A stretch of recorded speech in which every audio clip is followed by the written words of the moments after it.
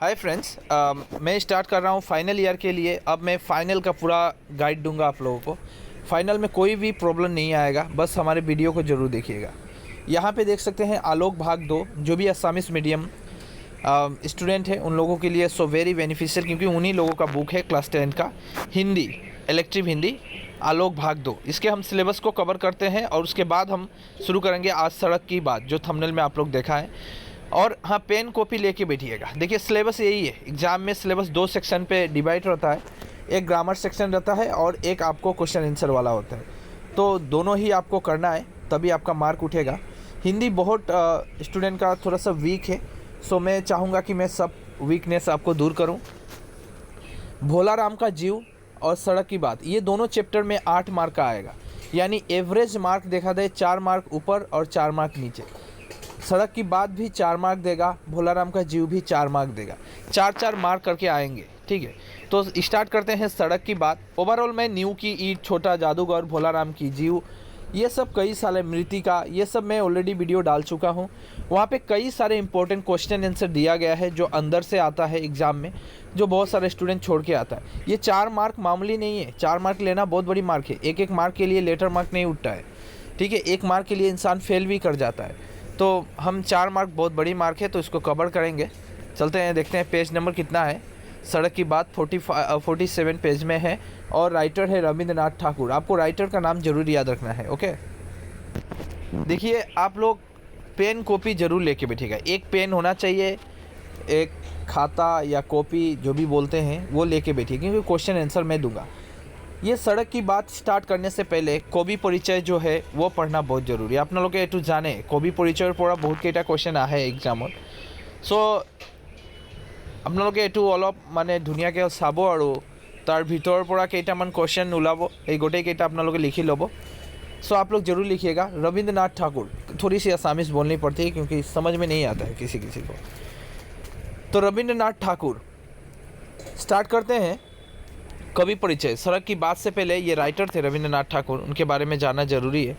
विश्व कवि की आख्या से विभूषित, ध्यान दीजिएगा, विश्व कवि की आख्या से विभूषित गुरुदेव रविंद्रनाथ ठाकुर उन प्राप्त स्मरणीय मनीषियों की परंपरा में आते हैं जिन्होंने भारतीय सभ्यता और संस्कृति को अपने समग्र रूप में चित्रित किया है। ये बहुत ही महान कवि माने जाते हैं। ठीक है, विश्व कवि के रूप में भी इनको आख्या दिया गया है। आख्या मतलब विभूषित किया गया है, यानी होता है ना, एक रिस्पेक्ट देना गया, रिस्पेक्ट देना यानी सम्मान दिया गया है। विश्व कवि, विश्व कवि काकबुली जोना जाए तो रविंद्रनाथ ठाकुर। ओके, याद रखिएगा। अभी क्वेश्चन बना नहीं तो हम आगे बढ़ेंगे। आपने अपनी रचनाओं में न सिर्फ भारत की गौरवमयी सभ्यता और संस्कृति को अभिव्यक्ति दी, बल्कि विश्व की मानवतावादी दृष्टि से पश्चिमी सभ्यता संस्कृति के उज्जवल तत्वों को अपनाने का आह्वान भी किया। ऐसा कहा जाता है कि, देखिए यहाँ पे लिखा हुआ है कि जो रविंद्रनाथ ठाकुर थे, इनकी जो भी रचनाएं हैं, जो भी लिखते हैं, वहाँ पे सिर्फ हमारे भारत का ही कल्चर को देखने को नहीं मिलेगा। आप पूरे विश्व के कल्चर भी जब पढ़ेंगे तो कुछ समझ में आएगा, आपको शिक्षा मिलेगी कि उन्होंने स्थान दिया है, मैं कह सकता हूँ कि जगह दिया है, समझाने की कोशिश किए हैं। आप मूलतः बांग्ला के कवि कलाकार थे। देखिए ये बंगाली लेखक थे, ठीक है, बंगाली जो कहा जाता है बंगाली, बांग्ला के कवि और कलाकार थे, बांग्ला के कवि थे, परंतु अपनी उदारवादी मानवतावादी दृष्टि के कारण आपने क्षेत्रीयता से ऊपर उठकर राष्ट्रीयता से ऊपर उठकर अंतर्राष्ट्रीयता एवं विश्व बंधुत्व का स्पर्श किया। ऐसा कहा जाता है कि ये तो बांग्ला के कवि थे ही, परंतु उनके अंदर उदार एक मानवता गुण होनी चाहिए लोगों के अंदर, वो देखने को मिलता है। और ये भी देखने को मिलता है, उनकी जो भी कहानियाँ पढ़ेंगे आप, जो भी मैं अभी जिस तरह सड़क की बात पढ़ाऊँगा, तो वहाँ भी बहुत कुछ आपको सीखने को मिलेगा। वहाँ पे ये भी देखने को मिलेगा कि उन्होंने क्या किए हैं कि बहुत सारे कहानियों में ऐसा देखा गया है कि सिर्फ हमारे राष्ट्र को ऊपर ही फोकस उनका नहीं रहा है। उन्होंने इंटरनेशनल यानी अंतर्राष्ट्रीय विश्व बंधु यानी सभी को एक फ्रेंडली बना के चलना, सब कुछ हमें उनकी कहानियों में देखने को मिलता है। इस प्रकार पहले बंगाल के, फिर भारतवर्ष के और फिर संपूर्ण विश्व के चहेते बने। धीरे धीरे इनका नाम भारत में फैला, फिर अंतर्राष्ट्रीय विश्व में, पूरे विश्व में जाना जाता है, पूरे विश्व के लोग इन्हें जानते हैं। कविगुरु रविंद्रनाथ ठाकुर का जन्म, यहाँ से क्वेश्चन एक बनता है, एक क्वेश्चन बनाइएगा। मैं प्रथमे कलू आपनालोके एटू पेन कपि लई बहक, मैं केइटामान क्वेश्चन एटू दिम, एटू लिखि लब और एन्सारखिनि गोटेइकेइटा इयाते पाब आपनालोके। एटू ठीक करि लले हल बा हाइलाइट करि लले हल। कवि गुरु रविंद्रनाथ ठाकुर का जन्म कब और कहाँ हुआ था, एक क्वेश्चन बना लीजिए। कवि गुरु रविंद्रनाथ ठाकुर का जन्म, ये लिखना है कवि गुरु रविंद्रनाथ ठाकुर का जन्म, जन्म तक लिखने के बाद लिखना है कब और कहाँ हुआ था। हुआ, देखिए मैं क्वेश्चन लिख दिया था क्वेश्चन मार्क। ये क्वेश्चन बना, कवि गुरु रविंद्रनाथ ठाकुर का जन्म कब और कहाँ हुआ था। क्वेश्चन बना लिए, आंसर बस हाईलाइट करके रखिए, टाइम नहीं है, अब बाद में आंसर लिखिएगा, जगह छोड़ दीजिए। कवि गुरु रविंद्रनाथ ठाकुर का जन्म 7 मई 1861 यानी 1861, 7 मई 1861 को कोलकाता के जोरासाको नाम भी देखिए, कोलकाता में हुआ था। जोरासाको में एक संपन्न एवं प्रतिष्ठित बांग्ला परिवार में हुआ था। इतना दूर आंसर है। आप बोलेंगे सर आंसर कहाँ से है, तो इसका आंसर मैं देना चाहता हूँ। आपको आंसर मिलेगा यहाँ से लेकर यहाँ तक, हुआ था तक। ओके, आगे बढ़ते हैं।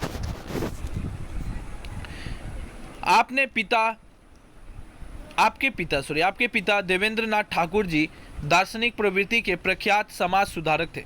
उनके पिता का नाम था देवेंद्रनाथ ठाकुर, इंपॉर्टेंट है। पिता का नाम क्या था, देवेंद्रनाथ ठाकुर, हाईलाइट करके रखना है और याद कर लेना है। और क्वेश्चन मैंने नहीं बनाया क्योंकि ये अभी तक आया नहीं एग्जाम में। आपके पिता यानी कवि गुरु रविंद्रनाथ ठाकुर के पिताजी थे, उनका नाम था देवेंद्रनाथ ठाकुर। वे दार्शनिक प्रवृत्ति के प्रख्यात समाज सुधारक थे, सोशल वर्कर थे। समाज सुधारक किसे कहा जाता है, सोशल वर्कर। ओके, समाज सुधारक थे। रविंद्रनाथ ठाकुर की शिक्षा दीक्षा मुख्यतः घर पर हुई। देखिए आप लोग घर में इतना समय मिलता है, तुम्हारे घरत किमान टाइम पाए, तथापि आपनालोके एटू पढ़ा होना मन ना है, मोबाइल लो स्क्रॉल करी थाके, ये गलत आदत है। आपको पढ़ना चाहिए। देखिए वो खुद से घर में सेल्फ स्टडी किए हैं। रविंद्रनाथ ठाकुर की शिक्षा दीक्षा मुख्यतः घर पर हुई, वह घर पे ही सीखे थे। काव्य संगीत, देखिए काव्य लिखना, संगीत, उनको म्यूजिक में भी इंटरेस्टेड था।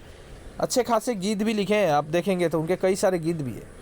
और चित्रकला, आध्यात्मिक चिंतन, सामाजिक सुधार एवं राजनीतिक सुचारू का वातावरण उन्हें परंपरा और परिवार से मिला है। परिवार से ही उन्हें यह सब शिक्षा मिला है, घर पे ही सीखे हैं। उन्होंने प्रकृति एवं जीवन की खुली पुस्तक को लगन के साथ पढ़ा और उनका मतलब कंसंट्रेशन इतना हाई था कि कोई भी चीज़ को बहुत ही आसानी से सीख लेते थे। आप भी सीख सकते हैं, ध्यान होनी चाहिए। स्वाध्याय के बल पर, स्वाध्याय मतलब सेल्फ स्टडी, याद रखिएगा, इंग्लिश वर्ड है सेल्फ स्टडी। हाँ, स्वाध्याय के बल पर आपने विविध विषयों का विपुल ज्ञान प्राप्त किया है। उन्होंने बहुत ही तरह तरह का सब्जेक्ट को उन्होंने पढ़ा है और उनका जो ज्ञान है उनसे नॉलेज लिया है। 17 वर्ष की अवस्था में आप इंग्लैंड गए, याद रखिएगा। 17 ईयर्स में, 17 वर्ष में ही उन्होंने इंग्लैंड गए थे। वहाँ आपको कई सुप्रतिष्ठित अंग्रेज कवि साहित्यकारों का सानिध्य प्राप्त हुआ। वहाँ पे जाके जो इंग्लिश लिटरेचर है, इंग्लिश राइटर है, इंग्लिश पोएट है, उनसे भी उनका मिलना होता है। देखिए ऐसा होता है ना, संगत अच्छी होनी चाहिए। उनका जो साथी बना, जो फ्रेंड बना, बहुत ही नॉलेजेबल फ्रेंड भी उनके थे। इसीलिए अच्छे दोस्त के साथ रहोगे तो अच्छा ही बनोगे, ये कहावत ऐसे नहीं कहा जाता है। तो वही कहा गया है कि सानिध्य प्राप्त हुआ कि उनके फ्रेंड भी जो बने, कुछ बड़े बड़े कवि भी थे और वे पश्चिमी विचारधारा के आलोक से दीप्त होकर स्वदेश वापस आए और लास्ट में वे वापस अपने देश में आ जाते हैं। अपने देश में फिर स्थान ग्रहण किया क्योंकि वहाँ पे पढ़ाई करने गए थे। काव्य प्रतिभा के धनी रविंद्रनाथ ठाकुर ने 7 वर्ष की कोमल अवस्था में ही कविता लिखना प्रारंभ कर दिया था। Very important point. Rabindranath Thakur कितने वर्ष में, एक क्वेश्चन बनाइए, रविंद्रनाथ ठाकुर कितने वर्ष में कविता लिखना प्रारंभ किया था? रविंद्रनाथ ठाकुर कितने वर्ष में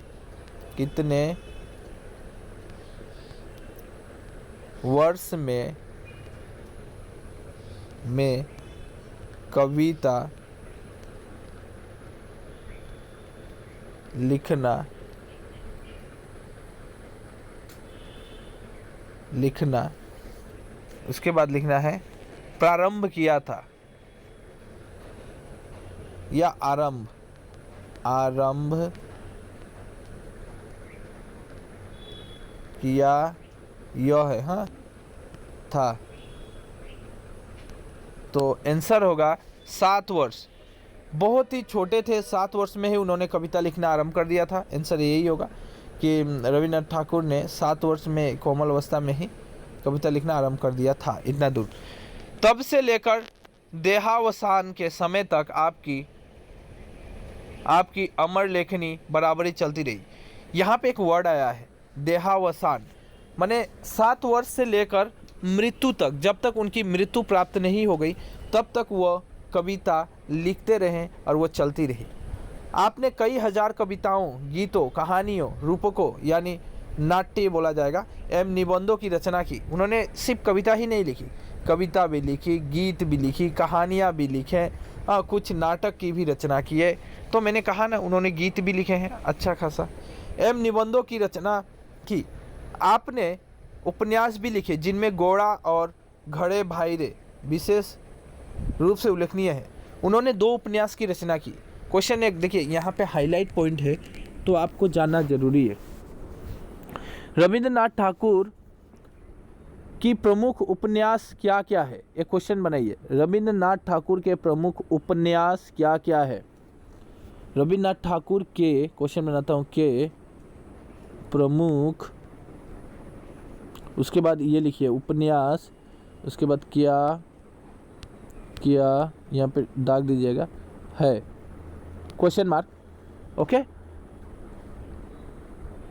उनका 2 फेमस नोवेल रहा है, उपन्यास रहा है, जिनमें है गोड़ा और घरे भाई रे, और उसे भी हाईलाइट करके दिया हुआ है, तो इम्पोर्टेंट है, विशेष रूप से उल्लेखनीय है। आपके द्वारा रचित कहानियों में से काबुलीवाला, ये काबुलीवाला क्लास 6 में आप लोग पढ़े होंगे। काबुलीवाला एक कालजयी कहानी है, एक कहानी है काबुलीवाला। आप नहीं पढ़े हैं तो मुझे नहीं पता, लेकिन क्लास 6 में है। कवि शिरोमणि रविंद्रनाथ ठाकुर की कृति का आधार स्तंभ है उनका काव्य ग्रंथ गीतांजलि। ये गीतांजलि, क्वेश्चन बनाइए, गीतांजलि के लेखक कौन है? गीतांजलि सबसे प्रमुख काव्य ग्रंथ है, ये इसी में उनका सब कुछ आपको मिलेगा, गीतांजलि। तो क्वेश्चन बनाना है कि गीतांजलि के लेखक कौन है? गीतांजलि के लेखक देखिए, गीतांजलि के लेखक कौन है? तो आंसर होगा रविंद्रनाथ ठाकुर। देखिए कई क्वेश्चन बनाया मैंने, 4-5 क्वेश्चन बन चुका, एक्स्ट्रा क्वेश्चन है ये सब भाई, इसको लिखना ही है, एग्ज़ाम में छोड़ने से नहीं होगा, ये सब पढ़ना है। तब एग्ज़ाम में क्या, देखिए एग्जामिनर का जो क्वेश्चन काटने का तरीका होता है, आजकल देख रहा हूँ ज़्यादातर, अभी जो हफेली एग्ज़ाम हुआ ना, तो वहाँ पे थिंकिंग बेस्ड क्वेश्चन था कि आपका थिंकिंग क्या है, वो जो पढ़े कहानी, ऐसा होता है, तो आपको समझना जरूरी है। तो गीतांजलि के लेखक है, महान ग्रंथ कहा जाएगा गीतांजलि, जिसके राइटर है रविंद्रनाथ ठाकुर, जिस पर आपको सन 1913 ईस्वी में साहित्य का नोबेल पुरस्कार प्राप्त हुआ था। किस ग्रंथ के कारण? नेक्स्ट क्वेश्चन लिखना है, मैं पूरा ही लिख देता हूँ क्वेश्चन लिखने का जगह ये बढ़िया है, यहाँ पे लिखता हूँ, ओके। क्वेश्चन लिखता हूँ, क्वेश्चन लिखना है, किस, सॉरी किस ग्रंथ के कारण रविंद्रनाथ ठाकुर को नोबेल साहित्य,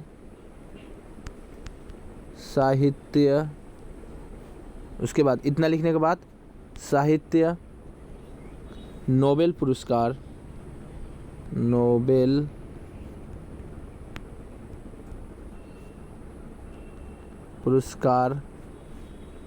मिला था। जगह नहीं है ना, लैपटॉप में करना पड़ेगा, मिला था, ये क्वेश्चन है, ठीक है। तो क्वेश्चन का आंसर होगा, क्वेश्चन हो गया गीतांजलि, गीतांजलि लिखना है गीतांजलि, गीतांजलि डायरेक्ट आंसर होगा गीतांजलि। गीतांजलि ग्रंथ के कारण उनको 1913 ईस्वी में साहित्य का नोबेल पुरस्कार प्राप्त हुआ था। ओके, तो सिर्फ answer only one answer Gitanjali. क्या आंसर होगा? गीतांजलि। आपको लिखना है सिर्फ गीतांजलि। ओके, तो समझ में आ गया? क्या लिखिएगा? गीतांजलि।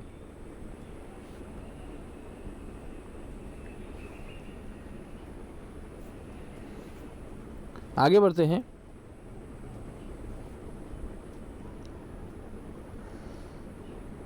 इतना दूर हो गया ना।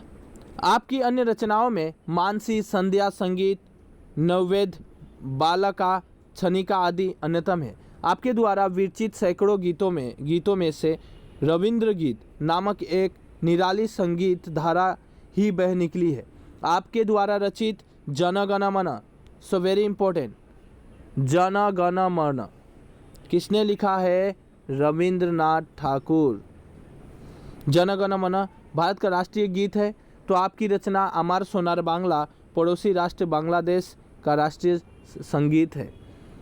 देखिए, एक इम्पोर्टेंट पर्सन इसलिए कहा जाएगा इनको, इसलिए पूरा देश जानता है, ऐसे नहीं कहा गया है इनको पूरा देश जानता है क्योंकि देखिएगा, जो हमारा राष्ट्रीय संगीत है, जिस तरह राष्ट्रीय संगीत भारत का है जन गण मन, इन्होंने ही लिखे हैं, और प्लस अमर सोनार बांग्ला ये भी इन्होंने ही लिखे हैं। दोनों जो राष्ट्रीय संगीत है लिखने वाले रविंद्रनाथ ठाकुर है, और दोनों ही दो देशों का राष्ट्रीय संगीत बना है। सो इसीलिए इम्पोर्टेंट रहेगा। तो क्वेश्चन एक बनाइए कि जन गण मन और अमर सोनार बांग्ला के लेखक कौन है? संगीत के लेखक कौन है? जन गण मन और, क्वेश्चन बनाइए, जन गण मन और अमर सोनार बांग्ला संगीत के, अभी मैं बनाता हूँ क्वेश्चन, मैं ही बना देता हूँ। संगीत के लेखक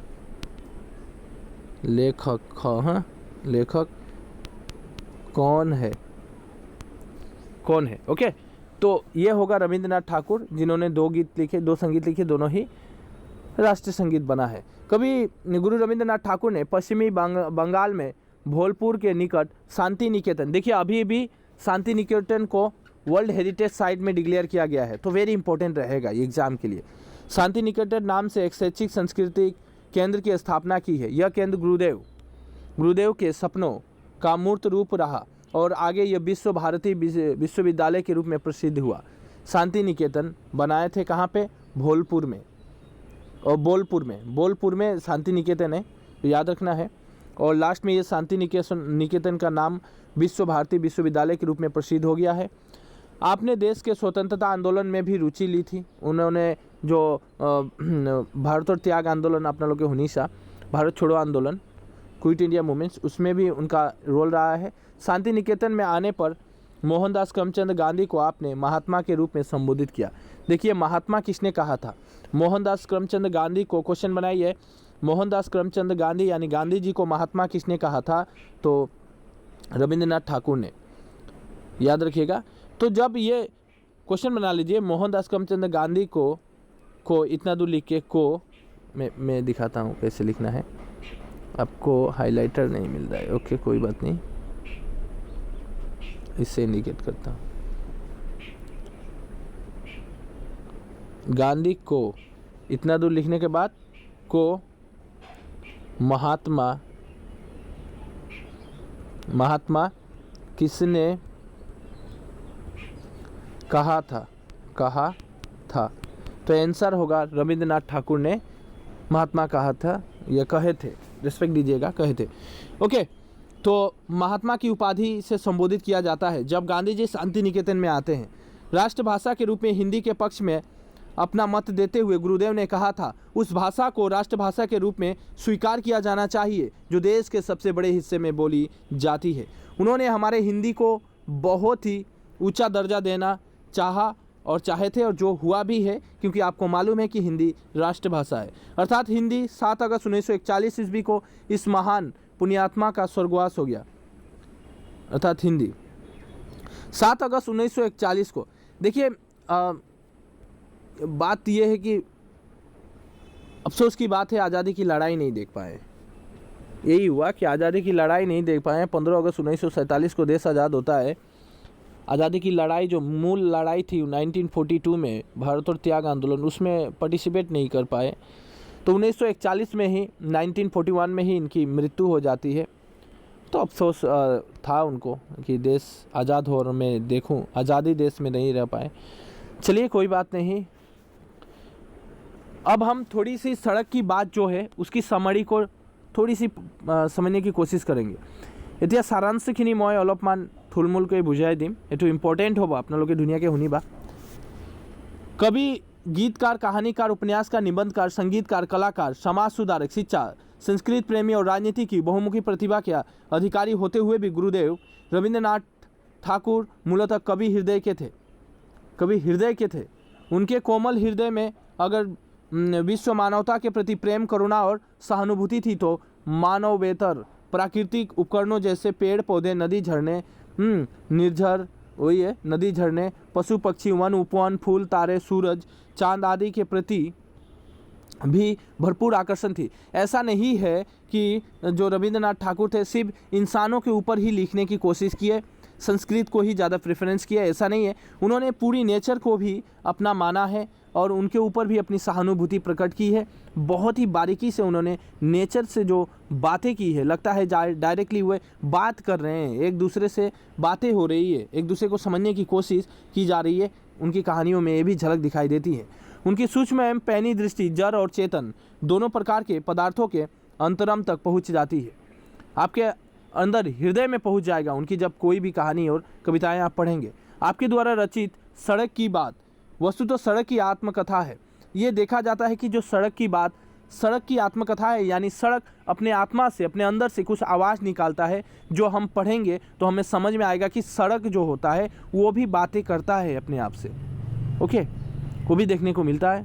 आप बोलेंगे सर एक सड़क कैसे बात करेगा, लेकिन एक भाव होता है, भाव दिखाया गया है। लेखक ने इसमें सड़क का मानवीयकरण किया है। मानवीयकरण, मनुष्य जिस तरह बात करता है उस तरह सड़क भी मानवीयकरण यानी मनुष्यों की तरह है, वो दिखाया गया है।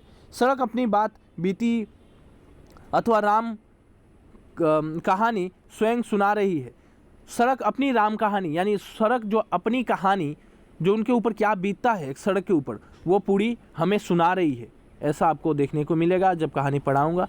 दरअसल इस पाठ में लेखक ने अपनी सूक्ष्म और पैनी दृष्टि से सड़क के अंतरम का निरीक्षण करने की कोशिश किए हैं। उनकी आकांक्षा, स्थिति एवं उनके मनोभाव का ऐसा मार्मिक चित्रण किया है कि सड़क की बातें जीवंत हो उठी है। देखिए जो लेखक है, जो राइटर है रविंद्रनाथ ठाकुर, सड़क के अंदर जिस तरह सड़क का भी एक आत्मा होता है, ऐसे समझे, मतलब होता है कि काल्पनिक दृष्टि से उसके अंदर समा जाना होता है। काल्पनिक बहुत कुछ होता है, कल्पना से कभी आसमान में भी पेड़ उगा सकता है। तो काल्पनिक दृष्टि से पहुंचने की कोशिश किए हैं और उन्होंने बहुत ही मार्मिक ढंग से सड़क के अंदर जो बीत रही है, उसके ऊपर क्या बीत रहा है, वो दिखाने की कोशिश किया गया है। यह एक मनोरम आत्मकथा और निबंध है। मनोरम मतलब बहुत ही इंटरेस्टिंग होने वाला है। इसमें सड़क की बातें के जरिए मानव जीवन की कई महत्वपूर्ण बातें भी उजागर हुई है। सिर्फ सड़क की बातें नहीं दिखाई गई हैं, एक इंसान जो होता है, आप जिस तरह इंसान है, आपकी क्या कर्तव्य होनी चाहिए नेचर के प्रति, प्रकृति के प्रति, समाज के प्रति, वो भी दिखाने की कोशिश किया गया है। बाय द वे स्टार्ट करूँगा सड़क की बात। ये पार्ट 1 था। अब पार्ट 2 डिस्क्रिप्शन के नीचे, वीडियो के ही डिस्क्रिप्शन के नीचे दिया हुआ है, सेम आप पार्ट 2 जरूर देखिएगा। ओके, ये रहा पार्ट 1। अब पार्ट 2 में डायरेक्ट स्टार्ट करूँगा मैं सड़क की बात, और बहुत ही इंटरेस्टिंग कहानी होने वाली है, लाजवाब। तो पार्ट 2 जरूर डिस्क्रिप्शन के नीचे आपको देखना है। अगर वीडियो अच्छी लग रही है तो सब्सक्राइब जरूर कीजिएगा, मुझे थोड़ा सपोर्ट की ज़रूरत है आप लोगों की। सब्सक्राइब जरूर कीजिएगा और लाइक तो ज़रूर करना है। अच्छा लग रहा है तभी कीजिएगा, नहीं तो डिसलाइक मारिएगा, और नहीं तो सब्सक्राइब करने की भी ज़रूरत नहीं। लेकिन मुझे लग रहा है कि वीडियो अगर अच्छी है, आपको सपोर्ट हो रहा है, सब क्वेश्चन आंसर मिल रहा है, समझ में आ रहा है, तो ही आप सब्सक्राइब करें और लाइक ज़रूर करें। Okay, so bye bye, take care. Next part video के डिस्क्रिप्शन के नीचे ज़रूर दिया गया है, विजिट ज़रूर कीजिएगा। ओके, पूरा प्लेलिस्ट ही दे दूंगा मैं, नीचे डिस्क्रिप्शन के नीचे प्लेलिस्ट ही दे दूंगा, आपको ज़रूर